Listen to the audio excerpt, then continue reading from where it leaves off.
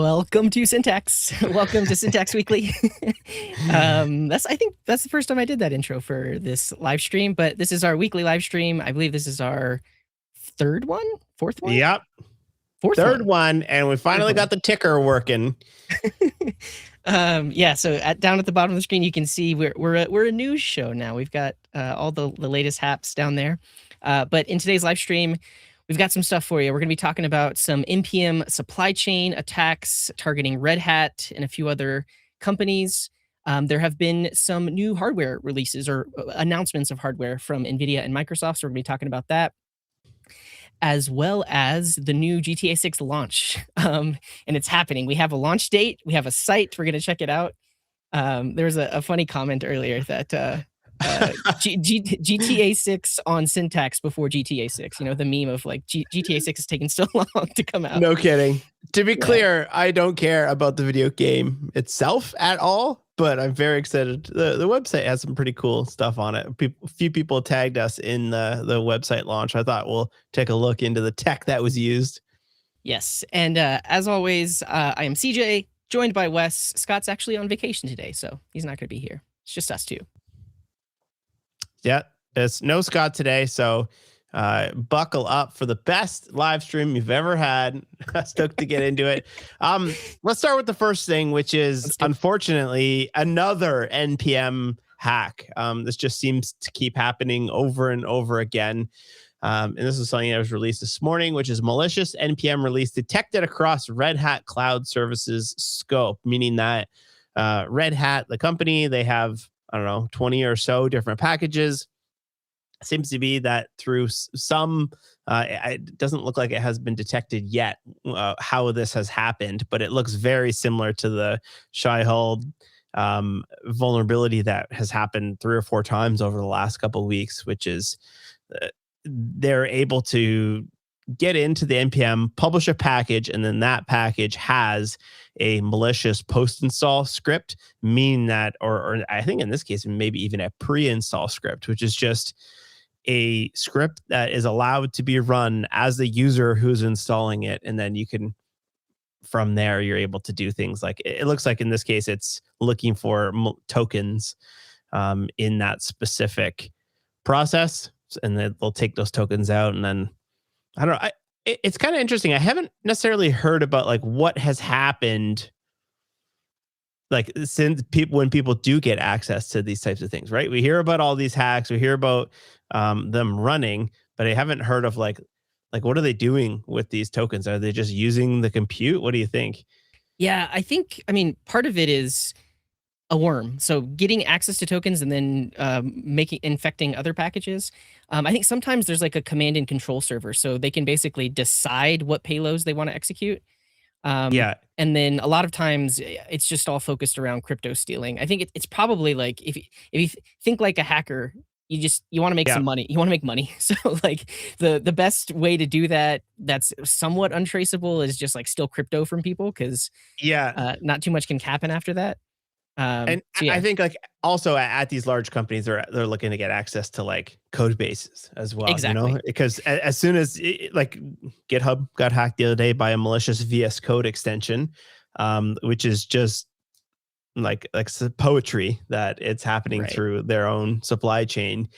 But now that they have access to, assuming they have access to all of the code bases, right? They're probably pawing through that, looking for more vulnerabilities, you know, just kind of continuing to go ahead. And I'm assuming they're sitting on quite a few of them as well, just in case they want to go to market and sell them.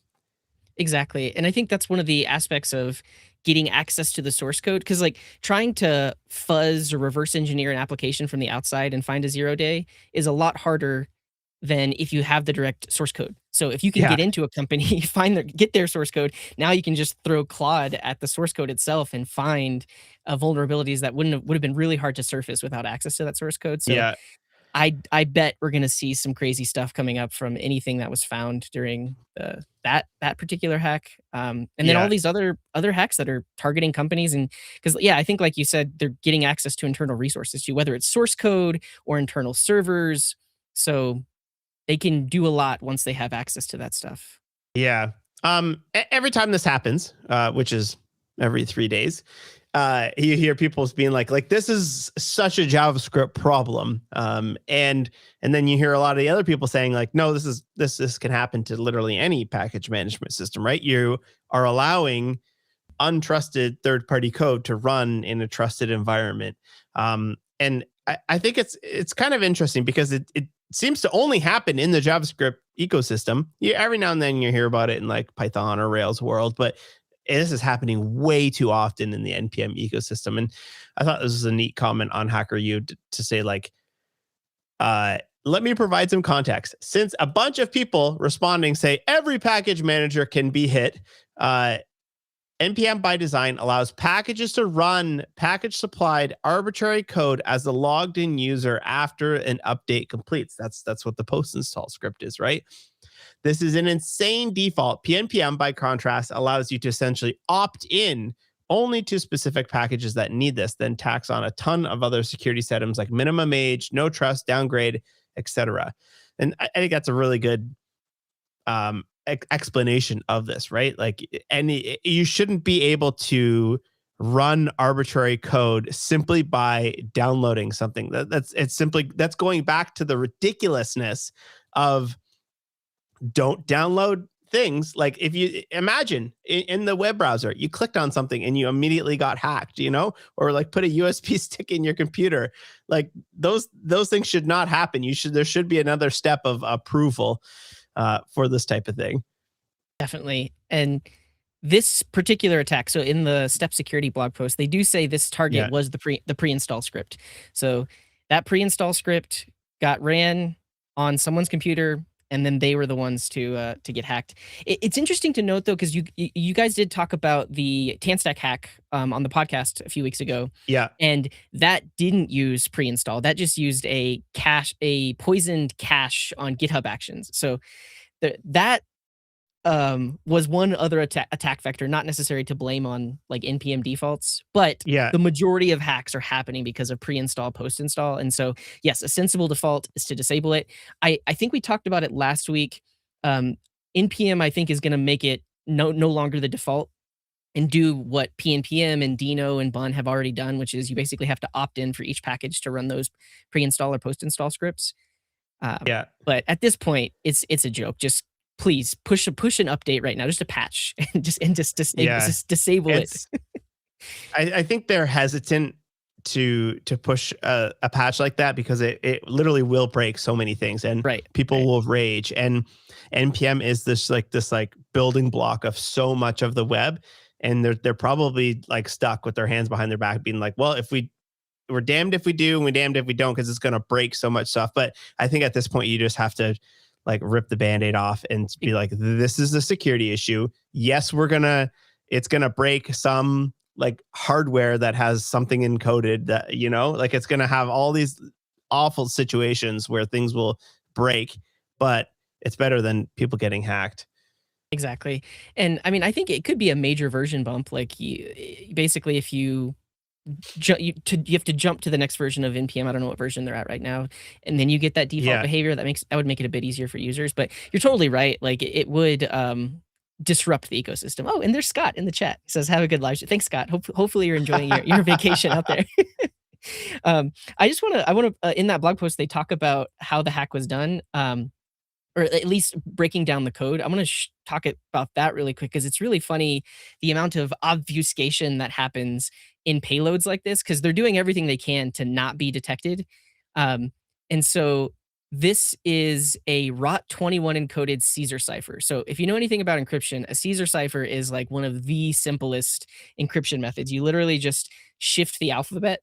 So they took some source code and put it through multiple layers of transformation. So that way, when you look at the code, it just looks like a bunch of random text in arrays. But then they run those arrays through this method that does the Caesar cipher shift and then pulls out character codes. And that results in a 1.27 megabyte JavaScript file that then has two encrypted blobs inside of it. And then one of the encrypted blobs downloads Bun, because apparently they want to run their hack inside of Bun. Yeah, that's hilarious that they have to download Bun to run the hack. You can't do it in Node.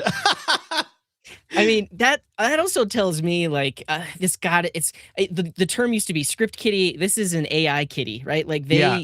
they prompted and AI decided, oh, we should probably just use bun for this attack. Yeah. Because They definitely if I, use Claude for this. yeah, if I was yeah, you're totally right because like bun is in the Claude ecosystem. Yeah, Claude always recommends bun. If you don't specify, it always will use bun. it's probably in the system prompt. That's Yeah. Yeah, so two encrypted after that obfuscation, then you have encrypted blobs, and then there's a hard-coded key that decrypts those blobs that can then run the code. And so this is also why it's a little bit tricky to find and detect attacks like this happening on the side of NPM. So a company like Step Security and also Wiz and Sneak, all these other companies we see blog posts from, are basically running automated scans to see if package size increase or if packages are doing anything fishy. And I think clearly the package size increase was the main indicator that something went wrong here, because I think it Hmm. went from like a few hundred kilobytes to like 4 megabytes. So their automated scanner was like, yeah, something's fishy going on, and then figured out all the obfuscation to find the actual payload. Um, yeah. So That is funny. I'm still laughing that it downloads bun. Like I'm looking at it. I don't see a reason why they would have to download. Like it's not like no, why would they download bun? It's I probably think you're right. It's probably just vibe coded. yeah, it's vibe like the AI was like, we should use bun for this. And I mean, Yeah. they probably could have reduced the payload if they would have just wrote a Yeah. malicious NPM or like a script that could run in Node. Yeah. Oh, that is great. It's true. Yeah. Like coding is largely solved, but our hacks still need 2 JavaScript runtimes to work. Exactly. uh, Yeah. In related news, I got a couple of posts from Microsoft themselves. And again, just about supply chain attacks. But these ones are interesting because they're like typo squatting. Um, So this was just detected a couple of days ago. So a typo squatted npm package is used to steal cloud and CI or CD secrets. So if you're not familiar with a typo squat, basically someone will find the name of a package that's really close. Like take the word express and then change it by 1 or 2 letters based on distance on the QWERTY keyboard or something like that. And then just publish a brand new package. But then if somebody accidentally types the wrong name, they're going to get your malicious payload instead. And it was detected that they were trying to mimic OpenSearch and Elastic. So these are two different organizations with a lot of popular packages on npm. And yeah, one attacker just went through and created a bunch of typo squatted packages, and then another one which was targeting companies. So this is called dependency confusion. And what happens at a lot of large enterprise is they sometimes have privately hosted packages internally where they're namespaced, like at Sentry / package name or at syntax / package name. yeah. And then when you install those with npm, it actually reaches to an internally hosted npm registry to install those. And those packages are never published, even as private packages on like the main npm. And so, but what can happen is if one of those organization names actually does get registered on the main npm, some installers will actually install it from npm instead of installing it from your privately hosted registry.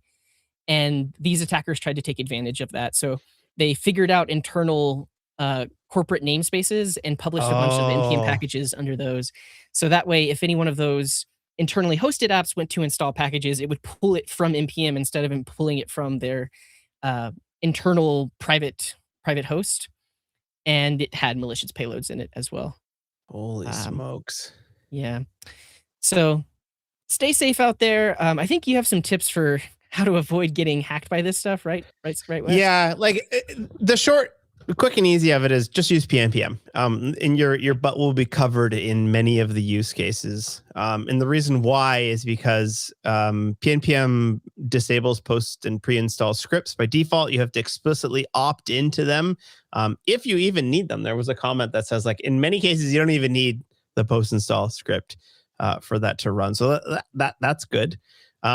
Also, PNPM 11 has now, sorry, what is it? The minimum release age. Mhm. Sorry, I got so many monitors open right here. I'm flying around to it.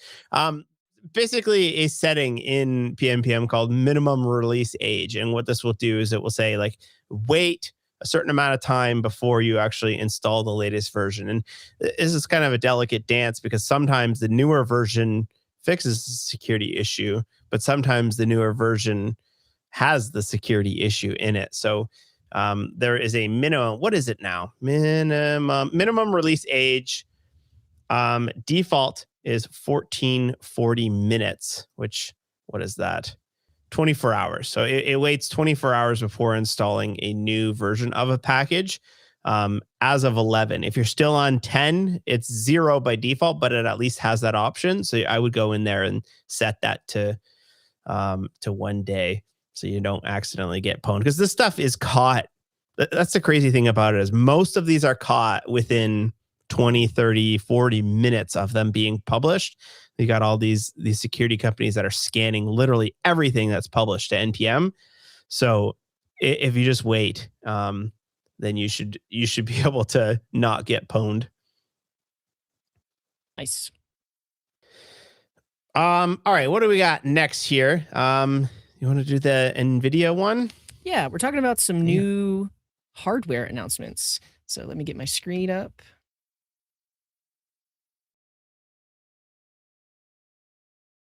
Here we go. So Microsoft, Nvidia have announced a partnership. They're releasing the new Surface Laptop Ultra, which is powered by the Nvidia RTX Spark. It's an ARM-based platform, and it's got a 20-core CPU, an RTX GPU, and 128 gigabytes of unified memory. And this is very interesting to me. I've actually bought some hardware recently that I'll show you, but basically, this laptop will be a very capable local AI machine, as well as being able to play games and different things like that. And so we're chatting about this just because, first of all, I like hardware, but also really the target audience for this are, I think, like creators, probably developers. I guess the RTX Spark, is that what it was called? What was yeah, that was like the thing that was announced, right? It was the RTX Spark is this new ARM processor from Nvidia that is supposed to rival Apple's M5 chips, right? Yeah.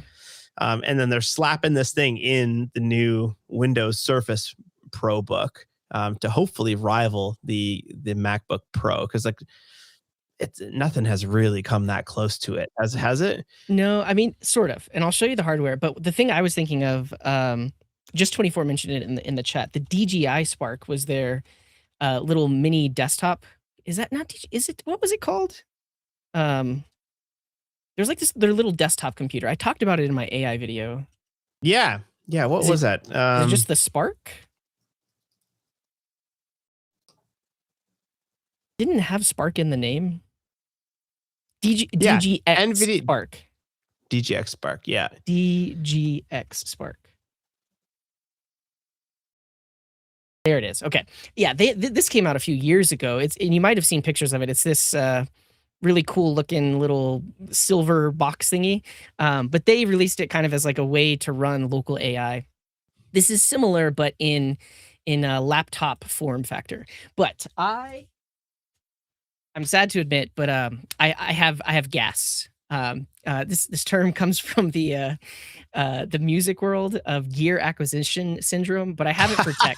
So I'm just buying tech like crazy. So I actually bought this, Randy, if you want to go full screen on my cam.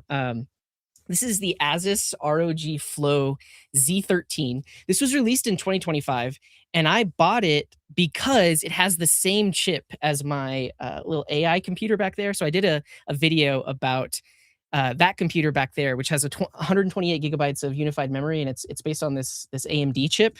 But this laptop, it's actually a tablet, so it's a 2-in-1. So nice little laptop, but then the keyboard rips off. Yeah, this thing's sick. But that processor and 128 gigabytes of unified memory are inside of this thing. So I was like, a device like this is for someone like me, because I had been playing around with local AI, and I want to be able to take it with me on an airplane or take it to the coffee shop. And a portable form factor is the way to go for that. So this is exciting. I'm very curious on price though, like, because you mentioned that they're going to be like basically trying to compete with MacBooks. But the price of RAM, the price of SSDs have gone up so much that Like, I expect it's probably gonna launch at, like, $3,000 minimum. Oh, at least, Yeah, yeah. I was going through the MacBook Picker the other day just to say, like, what would one cost if I wanted to, like, totally juice it out? And I was up at like 7,500 Canadian, which is, yeah, 5.5 grand yeah. US. So it's gonna be expensive, It's but that's one nuts. of the reasons I found this is I found it used for 2,500 after tax, and right now these are selling for, like, 3,000, 3,200. Um, so 2,500 with 128 gigs of RAM. yeah, That seems decent. decent, and it can run And local AI just like that machine back there. I haven't tested on thermals, and I just got it, haven't done much with yeah, it, but it's got the same specs technically, so it's kind of interesting to like see the launch video as well, because a big part of the launch videos, they were showing Hermes as like with all their mm, agentic running, and it looked like the examples were like partially local, partially cloud AI.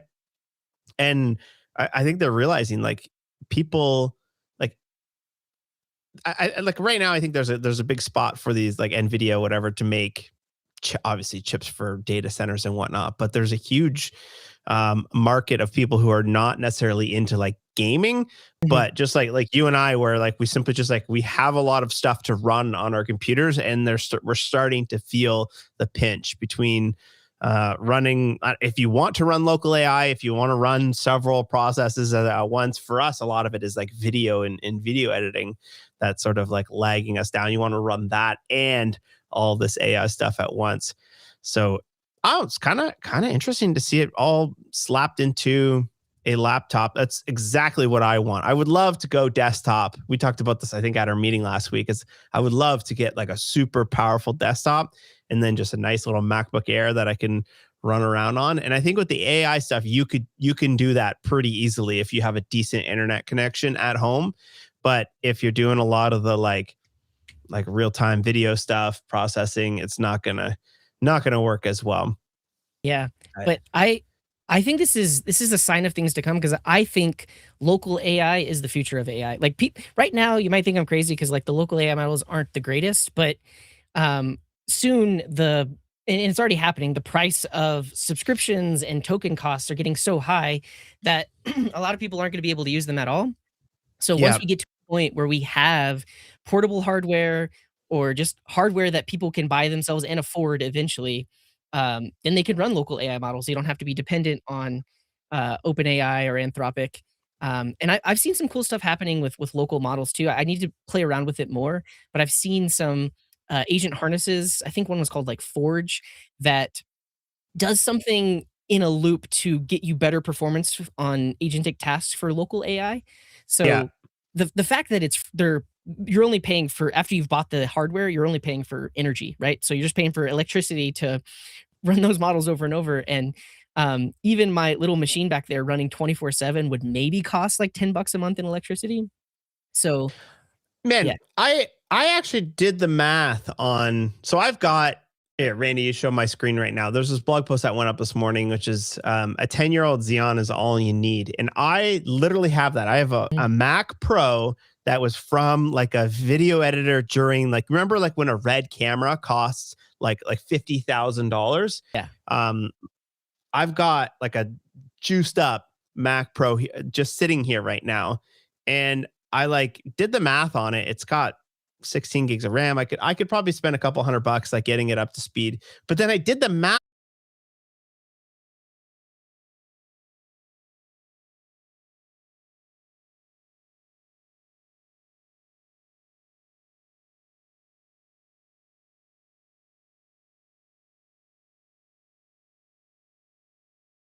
if these laptops are $3,000. I guess that's 10 years. Yeah, it depends, but I did the same math because I have a local home server that's just Yeah, old enterprise desktop hardware, and so it has like 148 gigabytes of memory. It's got two Xeon processors, and finally I plugged it into a little Zigbee powered power monitor, and it's yeah, costing me about $15 a month to run because the hardware is like over 10 years old.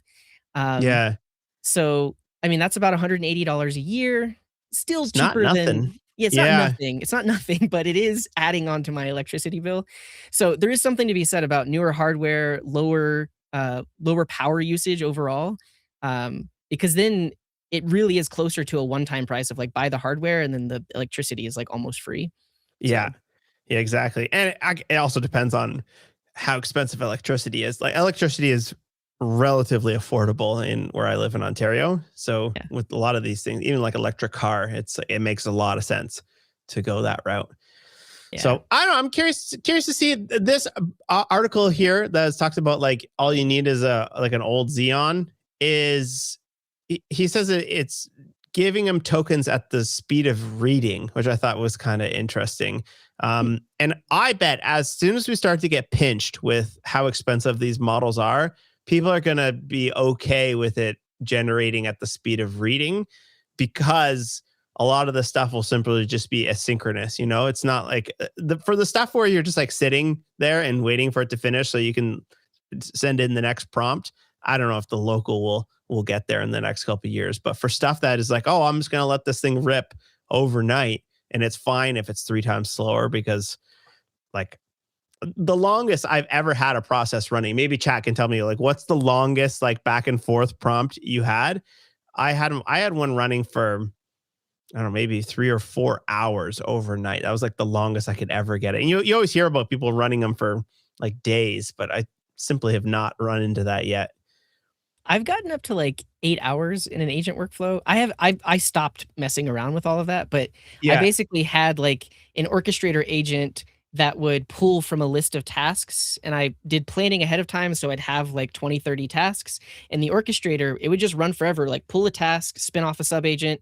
When it's Yeah. done, verify, pull a task. So I got that one to run for like 8 hours, but took a lot of upfront planning. And it gets to the point of like that's so much extra code. There's a lot of review that needs to happen, whether it's by an agent or like I mean, I wasn't reviewing the code, and Yeah. I don't I it was fun. It was a fun experiment, but I don't think that's the way forward. Like I think we need to be able to review things, and I think it's going to take a mindset shift because, like you're saying, like reading at the speed of token output, like it doesn't Yeah. have to. Yeah, like if it spits out a giant article, like you're gonna have to read the thing. So, and we should read the thing. Yeah. So yeah, it's more about human behavior and not wanting thousands of tokens all at once, and I don't know. It's a good comment. I use Pi Auto Research, which will run forever. Mm, That's a good use yeah, case for this as well. Like Pi Auto Research will say, like we had Alex Sexton on the podcast, and we'd asked him like how he did the performance evaluation, and it'll simply be like, all right, try this one thing and run it 3,000 times and see if the like mean or median is much faster, and then like try change this thing, and then I don't know, you change 100 things, now take 2 of those and put them together and then just run it. Like that can go absolutely forever, especially if your feedback loop of like firing up a browser, waiting for it to render and then closing it down, like that can really slow you down. So that's a good use case for it. definitely.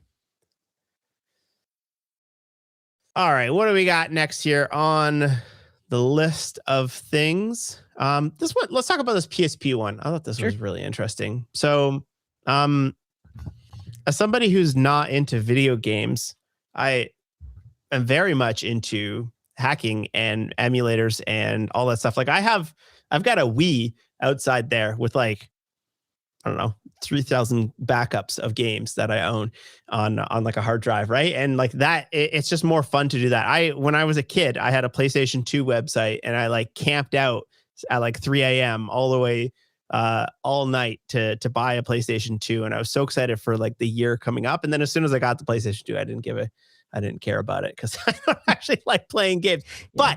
But somebody figured out how to take the PSP, like the little handheld PlayStation Portable.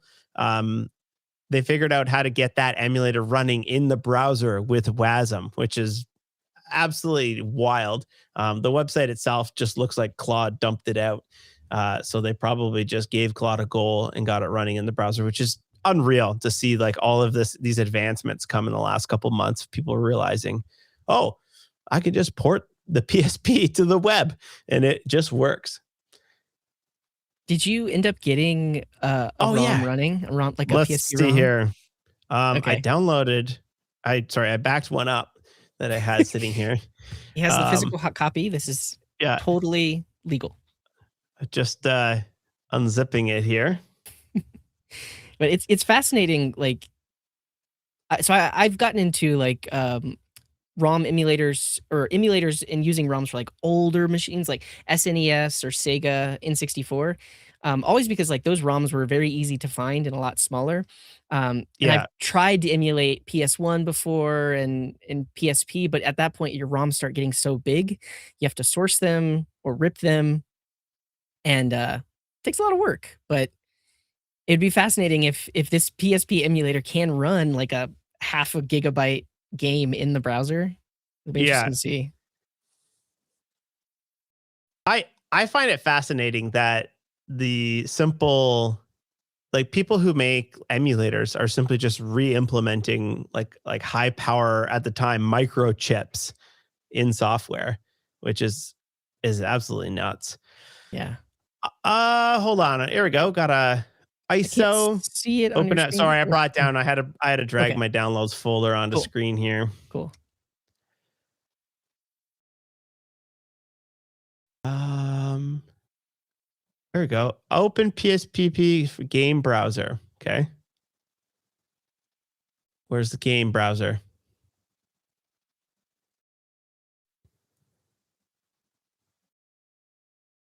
I don't know, is it in one of those folders? Yeah, I pushed one of the buttons here. Dev? No. I think it was / games. Where did it go? Root? No. Temp? No. Home? There is a games folder.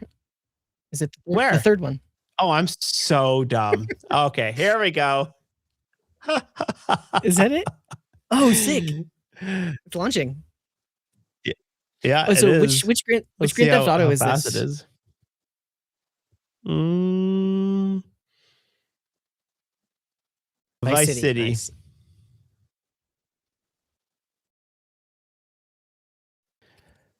Doesn't seem to be loading, or it might take a second because it's like what Yeah. 500 meg ISO. Maybe we'll let the sucker load. Let's go on to the next topic here and see Yeah. if it does run. But that Yeah, was and then kind of re interesting that they yeah. did that. But speaking of Grand Theft Auto, the new Grand Theft Auto website was launched the other day, and it's pretty nifty. Look at this.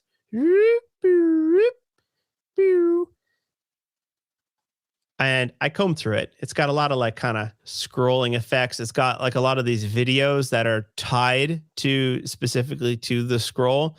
Kind of a neat experience to go through it. And a lot of times these like marketing websites will launch and people will be like absolutely awful. Like I hate these scroll jacking websites, and personally I do as well. But I think this one is fairly well done. I just don't like when they make the scrolling too different from what I'm used to, and this seems to do a pretty good job at it. Look Yeah, at maybe this. Wes, I love how can you you can close the scrub it. PSP emulator because it's very choppy. Your stream is very choppy for people. Oh, I think oh. I think the PSP is bringing down your machine. Let's see my CPU, GPU. Oh yeah, my GPU is. Yeah, I can hear the fans on my Oh, laptop, okay. which never happens. That's hilarious. Okay. Yeah, let us know in the chat. Should be better now. Wes's computer was overloaded. See, this is exactly why I need that new Windows laptop or whatever Yeah. with the juiced out thing. All right, is it looking a little bit smoother? Do you know? Let's see. Yeah, it's looking good. Okay, right on. So I went through it. It's a Next.js website. It's using vanilla extract. Have you ever heard of this before? Long time ago. I haven't played with it, but I have heard of it. Basically Yeah. like a way to do Tailwind-esque things, but in direct CSS. Is that a way? Or Yeah. No, it's more of like here, let me look it up. okay.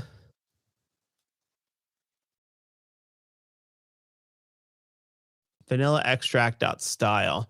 Mm. Oh yeah. Essentially you create your style objects in JavaScript, which is my absolute most hated way of writing CSS.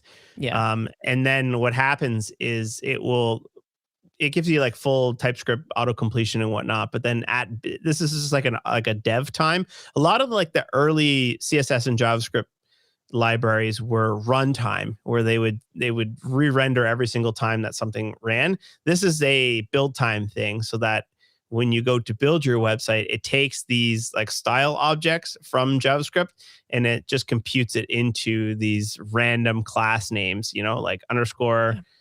1UW8D0, and it makes one selector for property value, which is similar to how Tailwind works. It's just like you don't author as Tailwind, but the actual value that gets kicked out the other end is similar to it. This is similar to StyleX as well, where Facebook's kind of CSS and JavaScript library that they use for all their properties. It reminds me of a JSS, which was used by Material UI before they switched to styled components. Oh But yeah, yeah, but this is cool that this is like build time. So you're writing JavaScript, you get type completion, but at the end of the day, you're only shipping CSS, which is cool. yeah. You don't want to be like shipping a JavaScript library that then parses and then turns it into CSS. Yeah. That's kind of unnecessary now. We needed it at the time for like dynamic websites in JavaScript and CSS, but now that we have variables, it's kind of unnecessary. This is the scrolling library. It's called Linus. This is the like go-to smooth scroll library. It came out a couple of years ago, and it's like significantly better, more performant than a lot of the other ones out there. So if you're looking to build one of these scroll jacking websites, check out Linus.dev, Do you Lenis. know if that has the built-in ability to control videos, or if that's something extra? Um, so like what this gives you is like you get like hooks Mm, of it's in the browser or out of the browser, right? And then it'll tell you how far you are. Although you can also do that with like a resize observer as well. But then like once you have that data, maybe it's even using like a resize observer or is it a resize observer or intersection observer? mm. That's the one I'm thinking of. An intersection observer in JavaScript will say, all right, this is on the screen. And then as soon as it's on the screen, it will fire off like a callback. And then it will tell you how far into the scroll you are. And then you can essentially take that percentage scroll value and translate that to like a video scrubbing value. So if you're like 50% in and it's a 60-second clip, it'll bring it to 30 seconds. And then the Linus will allow you to have will allow you to feather those scrolls in and out, because not everybody has like a MacBook trackpad. And even mine, I turn off most of the smooth scrolling in my usage of a mouse. I just much prefer the not notched clicking up and down. Nice. Yeah, it was cool to see because um, I haven't really built any sites like this, but you see how it almost felt like they were doing 3D rendering in the browser, but it's literally just pre-recorded videos that are tied to the scroll. So like as you Yeah, scroll, it's moving through the playhead of the video, which gives it that effect, which is pretty cool. that's also how a lot of the Apple experiences work as well. They sometimes use like a scroll driven animation, which is a new thing in the browser, but they'll just have like a 3D rendered video and they'll scrub that video back and forth because it's often way more performant or way easier to do that versus having to load the model of like a MacBook or an iPhone in, and then rotate the whole thing around. Yeah. All right, what do we got next up here? I think you shared with me the Ferrari site. We can bring that Oh up. It's yeah, another fun scroll jacking site. yeah, kind of a similar. It's also a Next.js website as well. It doesn't have as much of the scroll jacking experience to it, which quite honestly I prefer. But Yeah. pretty neat site. I think the interesting thing about this new Ferrari, if you haven't seen it, they released an electric car that looks like a Prius, and everybody and their mother has an opinion on it. That's what the thing looks like. Yeah. Um, it's a cool looking car, and we're not going to turn into like a car podcast here, but I think that the interesting bit to me was the fact that the interior of it was it was designed by Johnny Ive, and it was like a very heavy mix of like hardware tactile things met with software, which I wholeheartedly welcome because this whole like moving interfaces entirely to touch screens drives me absolutely nuts. Like I have a Tesla and I think that the interface is great. It's probably one of the best car interfaces out of there, but I still like I just want a knob for some of the things, like opening the glove box, you have to like if you're trying to open the glove box while you're driving, you have to like press these like buttons and you have to like look over and look up and it's so obnoxious. We're like, what happened to putting a handle on the glove box so you can just open the thing up? Wow, I don't have a Tesla. I have a newer, like, 2025 Toyota, Oh and, yeah. that has physical things for the air conditioning and everything else, but Yeah. I'm of the same opinion, like, if I had to navigate through a menu to open my glove box, I don't think I could handle that, so, the mix of physical tactile buttons plus touchscreen where you need it, I think that's a good balance to strike, Yeah. and, It's yeah, yeah, it's so cool. Like look at and like the buttons make you feel like you're in like a cockpit as well, to yeah. click, click, click, click. Absolutely love that. Put more buttons on things. Like I guess like the UI is a little harder when the buttons you have to line everything up perfectly, but I just need a button every now and then. Even in like the Tesla, they took the drive selector out. So if you want to like reverse, you have to like put your finger on the touchscreen and like slide it up, which is just miserable experience. Wow. Yeah. That's horrible. So I can't see this super well, but on the screen, is it so I know there are certain touchscreens that can, like, protrude, to make it more tactile, but it's still a part of the touchscreen. Is that what they're doing with the buttons No, on the bottom no, of this that screen? No, no, this is okay. like metal aluminum like switches like coming Oh, out of okay. the screen. So this is not like a yeah, like a one of these screens that raises or something like that. It's I see. actual buttons that click, click, click, Okay, but it which looks which I want. integrated. Yeah, it's super interesting to think about because, like, we have the Stream Deck, which gives you tactile buttons, but you can put whatever you want on the buttons Yeah. themselves. I'd be curious to see a UI like that, like, in a car, because then it's still Yeah. changeable, right? I think that's why we go the touchscreen route is because we can put whatever buttons we want on the screen. But if you have a Yeah. fixed layout of buttons, but then you can change what the buttons have on them or make them animated, then you get kind of the best of both worlds. That'd be interesting to Yeah. see. Yeah. Or like a knob. Where's the knobs at? Why are we all using buttons? Give me knobs. There's got to Yeah. be a Stream Deck. Doesn't Stream Deck even have a knob version? I don't know if I've seen one with the LCD like on the knob. That'd be cool. I've seen one that has the knobs at the bottom as like a Yeah. control. Yeah, Okay. With the LCD on the knob. Yeah, that be would be sick. prettle cool. Somebody build that, Yeah. please. Yeah.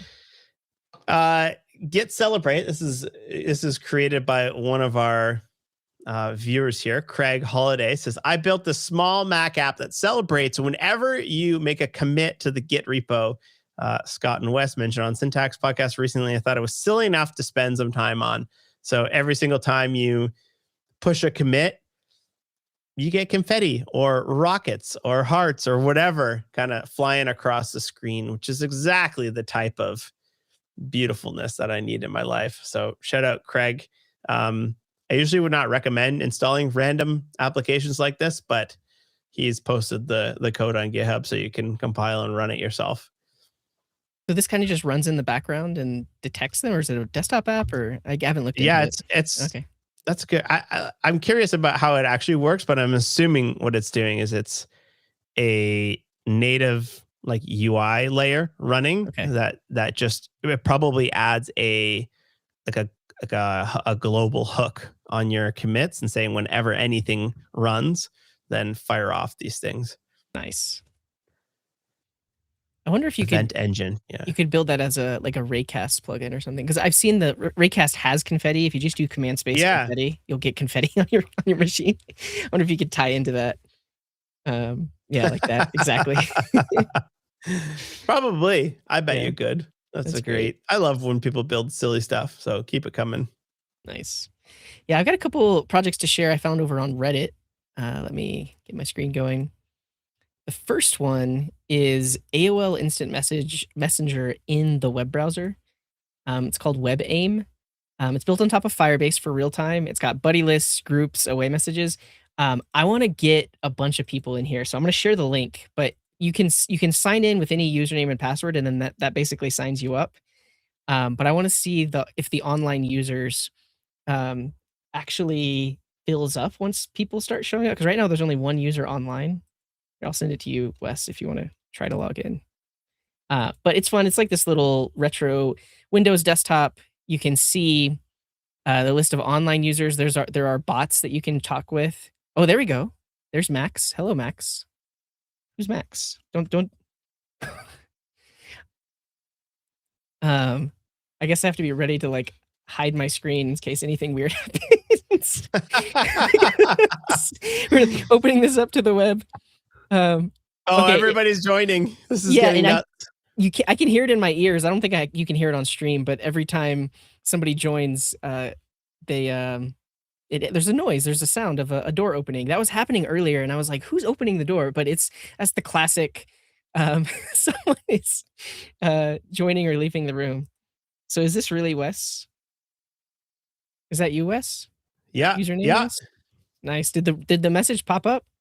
Well, I had messaged you first, so it was already open. Oh, But let me I send you didn't see that one. an emoji. Hold on, I gotta get some Zalgo text and test it in here. I have to mute the browser. This is actually getting out of hand.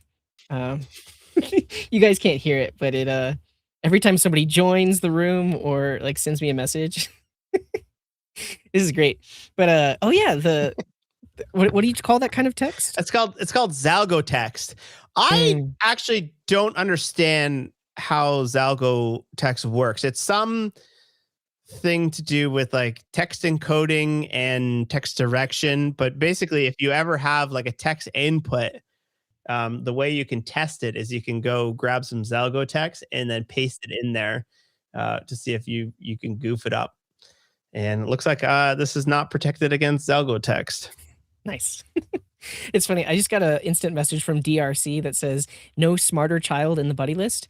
Did you ever message with Smarter Child, or do you remember Smarter Child from AIM? Yeah.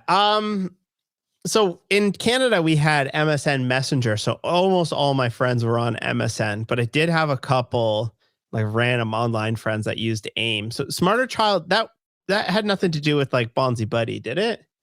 No, as far as I remember, it was basically one of the first like do everything chatbots. Like you could ask it for the weather, you could ask it for the news, and it was just available in your buddy list. Very similar to how you can just ask GPT for anything.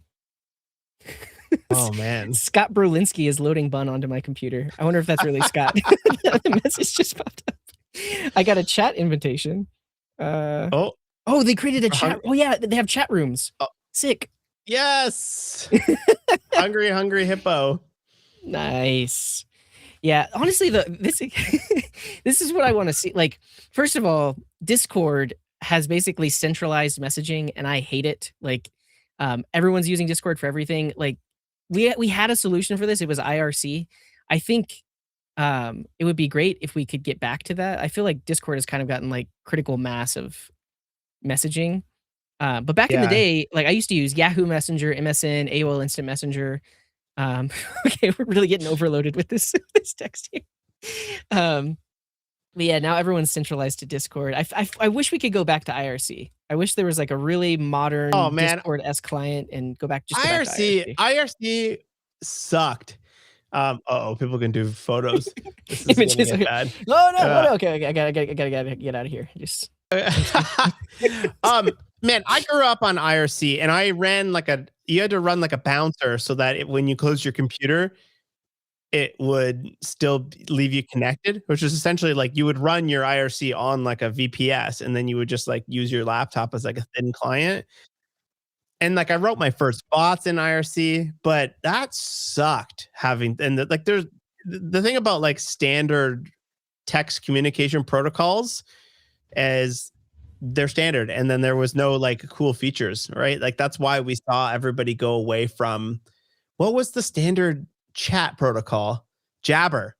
Jabber, Yeah, everybody was Jabber compatible, and then slowly we saw everybody drop Jabber because like you can't do like if you're Instagram and you want to add something cool to the DMs, then like if the standard doesn't support it, then it doesn't work. Which it right. kills my like standards lovingness, but I get it. I remember, so I worked at the help desk in university and we used a Jabber compatible client. I forget what it was. There's like an X in the name or something like that. Um, but yeah, I get It just wasn't it's hip funny that chat, like was it? no, I don't think it was HipChat. But Discord has basically become the standard. It's just everybody installs Discord. Like it's not a messaging standard. It's just everybody has it installed and everybody has an account. Um, but I don't know. I've been thinking a lot about the centralized web lately because especially with AI, everything's getting centralized. Yeah. What can we do? How do we start a movement and like decentralize the web again? Like little sites, Man. like I don't know. Uh, I'm doing a talk at JS Nation about like a generative UI and like kind of as part of the research into this, you're finding all these people that think like the future of the web will be inside of ChatGPT or like Gemini or whatever. And like, I don't know that I want to live in that world where like the future of interacting with the open web is through one of these three companies chat window or like Yeah, whatever they decide what it is. Like, I don't think that's going to be good. And it will certainly happen. And like we saw it with social media as well, you know, like there's the Fediverse, but like, are you on the Fediverse, CJ? I'm not. I mean, No, I'm not on really any social media, but I never caught on to like Mastodon or some of the other basically decentralized social networks. Yeah. yeah, I want it to work so bad, but it's not sticky. And I post my stuff on Threads, which I have a Fediverse integration with, and I'll see I don't know 10 or so people from Fediverse interact with it, but it doesn't seem to have caught on, and I don't want the same thing to happen to Right. websites. Yeah, and Paolo mentions Blue So Sky is technically decentralized. I think right now everything is on the same app proto yeah, server, but it technically can hook into other app proto servers. Um, I know. They've been saying that for a while. We did many things on at Proto, right? yeah, We did like podcasts as soon like the first wave of Blue Sky, we were all really excited about it and it makes sense. But like where's the other blue skies, you know? yeah, And then also once you get into like decentralization where anybody can do anything, then it becomes a problem of like features and discoverability and then the spammers come and then, you know, I think at a certain point you do need some single entity to sort of help control all this stuff, but hopefully one that is not evil. right. Yeah, I got some thinking to do because we've learned a lot of lessons over the years, right? A lot of companies have launched, a lot of things have been centralized, or people have figured stuff out. But is there a way to do it that doesn't put all the power in the hands of a single corporation? I don't know, but That's the big question. um, in a similar news or like I don't know, trying to get rid of brain rot or the way the web has become. This is a really fun Mhm. project from Transcendence. They made TikTok, but it's puzzles instead of reels. Because yeah, I mean, this is old man yells at cloud again. But that's the other thing is like we our attention spans are low. Everyone's hooked on their phones all the time. Um, I really like this. So if you go to puzzle.express, it's just doom scrolling but with puzzles. So have you ever played this? It's called Pipes. It's like a pipe connection game. Oh, this is Basically, cool. you have to figure out a way to connect all the pipes without overlapping colors. So this is probably, let's see, no, like this. This is a hard I one. bet Claude could do this. I mean, I bet what's fun to think about though is like I bet Claude um could create lots of little puzzles like this. I can't figure this one out. Dang it. I'm usually really good at I this. got it. You got it? Yeah. Do you have the same puzzle? Yeah. Or Randy, show my screen for a sec because CJ oh, sucks at this puzzle. Well, you got a simple one, Wes. Mine had like five more because I've played it a couple Oh yeah, times. yeah, But yeah. what's fun, what's fun is once you've figured one out, you can just scroll and then it pops up another puzzle. So actually, this one is this 2048? Let's see. Um, how high can you get? Or doesn't this do like stacking? This one isn't working. This one's fun. You like untangle the nodes. You'll see like if you want to make it so that all of the nodes are not overlapping. So you have to like rearrange. Oh, that's cool. But what's cool about this is like you could just scroll for days and find new puzzles to play. I believe in the comments they said it is a progressive web app, so I think you can visit it. It'll download some puzzles, and then you could even use it potentially offline. That's Like good. Is, we're going is on this a good long for you flight. to like to do these things? You think I good for mean, your brain? probably. I think it is. I think like keeping your brain going. I Yeah. get enjoyment out of little games like this, but there's probably I'm assuming I feel like I have read some stories about um like doing puzzles or keeping your mind active prevents cognitive decline in older age. Um, Oh, I bet. so I don't think it can hurt either. So and then this is a Wordle clone. What's the word that you should always start Wordle with that like narrows things down? Do you know? Oh man. Yeah, I forget. I was super into Wordle during the pandemic. That's like my only good memory of COVID was Okay, doing Wordle. Randy was giving me a hint. Can you give it again, Randy? What is it? Orate. Okay, that's pretty good because that will give you a bunch of vowels if possible. That was the worst guess ever, Randy. I can't believe you've done this to me. None of those are right. I don't know. I'm I not good. untangled my web. I did it. Oh, This let's is see it. fun. I could see myself instead of scrolling TikTok or instead of scrolling YouTube Shorts or Instagram, just coming across puzzles and working on them. But I like the idea of using AI to help come up with these puzzles. Like it can come up with all sorts of the pipe game, and then Yeah. it looks like you just found the rearranging. Um, yeah, basically you click on them and you need to get all of the lines to connect. Yeah, let's see if Wes Oh, can I'm figure gonna this give out. this to my kids. They're gonna love this. Nice, got the bottom Heck half. yeah. Man, Yep. maybe we should switch to just being puzzle live streamers. Is that a thing? It is, yeah. I mean, there's some people that do the Daily Wordle, the New York Times every morning. Oh man. Yeah, screw web dev. I'm getting into puzzle streaming. That is great.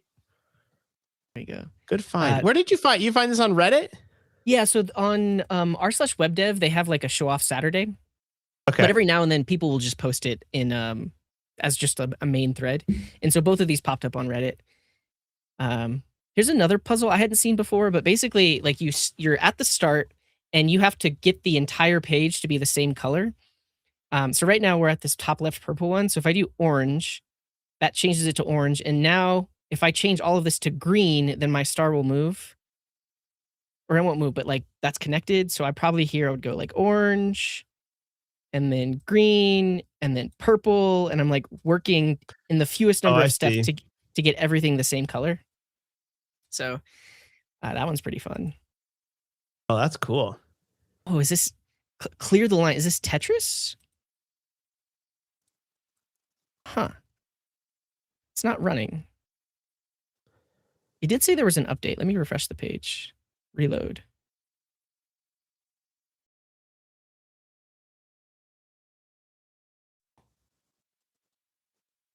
Yeah, puzzle esports incoming. So some of these are broken, but I don't know. I think I would absolutely use this as like a mobile app on a 5-hour flight, just like Yeah. puzzle after puzzle. Because I've downloaded some of similar games before, but then you have to switch between games. Like, and if I get tired of a puzzle, I can just go on to the next one and try to solve it. Oh, I guess this is probably Minesweeper. Is that what this is? Oh, collect every gem. Oh, I see. So when you press the arrows, it takes you to the nearest rock, and you don't want to. Oh, and then the bombs bounce you back. Okay. How do I get out of here?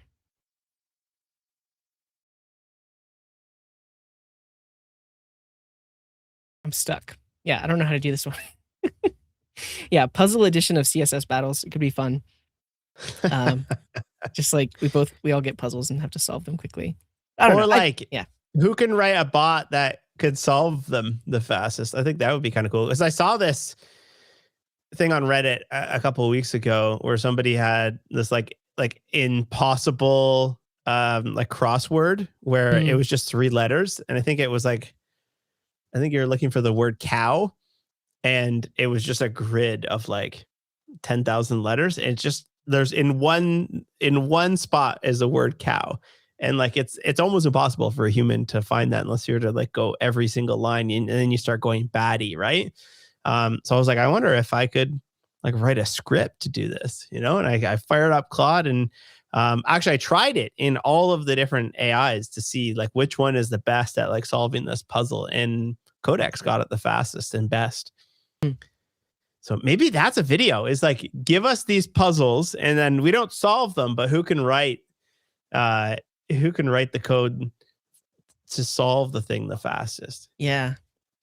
And we can use AI, right? Like because Yeah. I would almost like I feel like you give AI tools, right? So it can snapshot, it can see Yeah. what the puzzle is, OCR. and then you give it tools like move mouse or even just like I mean, at that point you probably just use like a Playwright MCP to directly control the browser or Well, something. that's I think that would be the fun part of the video, Yeah. is like, if we were all given, I don't know, 10 puzzles, and then like you start with nothing, and then it's up to us to figure out what tools do we want to put into the AI, how do we want to prompt it, what models are we going at? Like, that would be really cool. Yeah. Put it on the list. That's a good video. Definitely. Sick. Do we have anything else to chat about? Let's see. I think that's it. Okay. Yeah. Nice. Cool. I guess do we have a couple minutes maybe if anybody has anything in the chat we can dive into before we go? Yes. Oh, and of course, we should talk about Sentry. Randy's in my ear. You can't hear him, but he's like, but this stream is brought to you by Sentry. Everything we do here at Syntax brought to you by Sentry. Every video, every podcast, we couldn't do what we do here without them. They're the world's best error monitoring platform. Essentially, plug it into your app running into production, and then any errors that happen will get reported back to the dashboard, so you can do something about it. So yeah, Sentry's great. We use it. You should give it a try. Head over to sentry.io/syntax. You can get 2 months free on the team plan. Who is Randy? Andy is our Randy, producer. are you able to switch yourself? Randy has the most cracked OBS setup for this thing right now, and he's just switching us all right now and telling me to stop getting off. There's Randy. I think I can pop in. Hey, what's up? I can't hear him. Oh, you can't. Wes can't hear me, Something's right? wrong with one of the pipes. Yeah, and sorry. the audio's not going into my ears. But the tech to get this working is fascinating because we're basically all peer-to-peer streaming our cameras to Randy's computer, and then Randy has multiple scenes that have individual like cameras from us and individual screens, and then he's able to switch them, and then he's sending his stream out to Streamlabs Multistream, which is sending it to Twitch and YouTube. It's a cool setup. Yeah. And thanks for doing this, Randy. We appreciate your hard work back there. Yeah, this is fun. Nice. Ritesh says maybe a little bit about the current state of Next, Tanstack, or Remix. Yeah, what's going on? So Next, kind of same thing. It's been for, I don't know, maybe the last year or so. They've just been cranking on React Server components. Tanstack, I think, has officially taken like a stance against React Server components. They're going all in on their approach, which is like loaders and whatnot. And then Remix 3 is just not React at all, which is absolutely nuts. I think we talked about it in one of our live streams. Yeah, our very first live stream, we talked about Remix 3 and kind of the approach they're taking. It's very composable. It's a very small UI layer. Very small API layer. And it's like it's almost like a Laravel, right? It includes absolutely everything. Database adapter. They're going all in, everything from scratch. And I think the hope of that is that the AI will be able to understand the surface area and then write the entire app for you without having to understand 100 different packages. Yeah. It's interesting to hear you rattle through all three of these because it does feel like it feels like we're in the in-between time. Like we're waiting for stuff to be released or waiting for stuff to happen.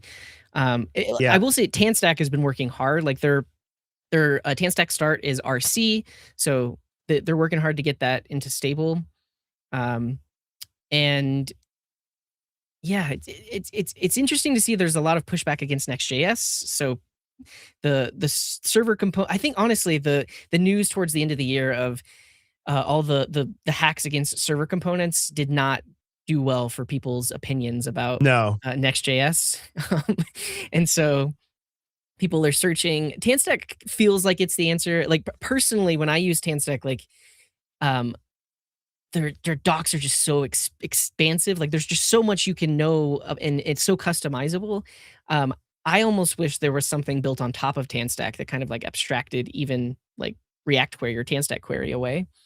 But it seems like they're focusing on the primitives, getting all that stuff working, and then maybe we'll see like even like a Tanstack meta framework eventually. Mm-hmm.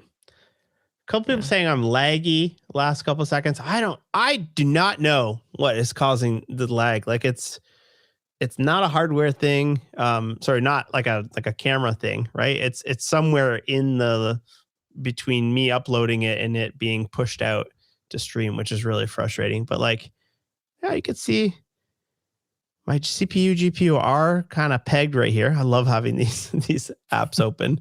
Oh, you can't see it right now, but No.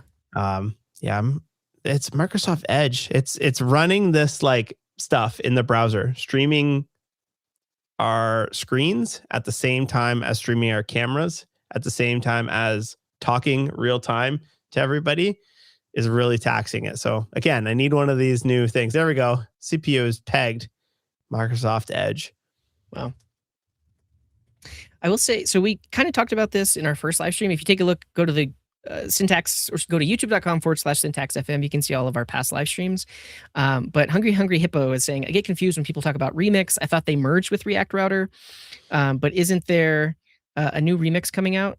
And there is. So they did merge with React Router, and actually like at the time removed the Remix name. Now React Router is what Remix was, and then Remix 3 is a complete rewrite from the ground up.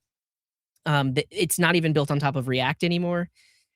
So if you want the old Remix that you were used to, you would use basically React Router, I think V7, whatever the latest React Router is. Yeah. And then Remix 3 is a brand new thing. They're trying to change the game. Yeah, it's the only thing Remix has in relation to the old Remix is the people who are built it and the name. Otherwise, this is a totally different beast. It's totally different. It's also in JavaScript, right? But it's not React. It is JSX, so it does have that going for it. But it doesn't even follow a lot of the. It's not even like similar to React, where like it also implements hooks and whatnot. It's a totally different beast. Yeah. Stream schedule. The idea is every Monday at 1 p.m. Eastern. Right. But sometimes we move it because Mondays, sometimes we have holidays and whatnot. Yeah, but going forward, at least for the foreseeable future, it'll be every Monday. And I'll be on vacation next week. So next week it'll just be Scott and Wes. I will be on a flight to Amsterdam. So Okay. I don't think it would do one next week. Yeah. maybe, yeah. So we won't have a live stream next week because, oh yeah, I forgot to do this the entire stream, but we're going to be in Amsterdam next week and you should come see us live. Randy, if you can show my screen, head over to syntax.fm. At the very top, there's a banner, syntax.fm/meetup. But on June 10th, we are going to be IRL in Amsterdam. You can come to the live show, come hang out with us. We'll have free merch. So if you're a plane flight or a train ride away from Amsterdam, we'd love to see you. And we're doing this in partnership with Git Nation.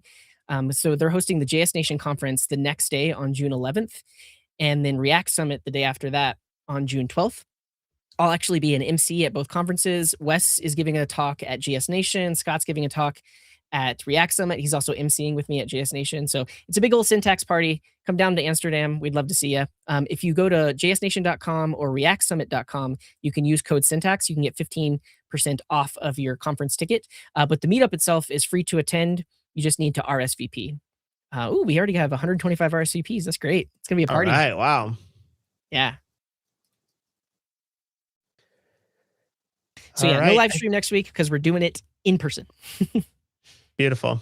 IRL. We'll see you there. A bunch of people in the chat are going to be there as well. CJ, prepare to be hugged. And Take a tell hug me from if Paolo. are you a hugger, CJ? I don't seek hugs from people, but I will return those hugs if they are given to me. Yeah. Right on. Yeah, I don't ever like. So every now and then I'll like go give people a hug.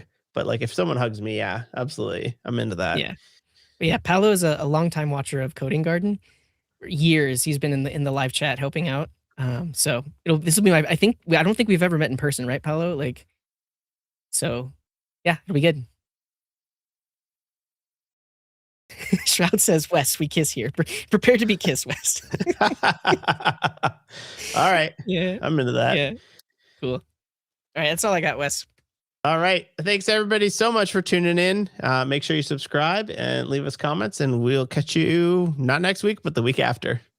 Peace. Peace.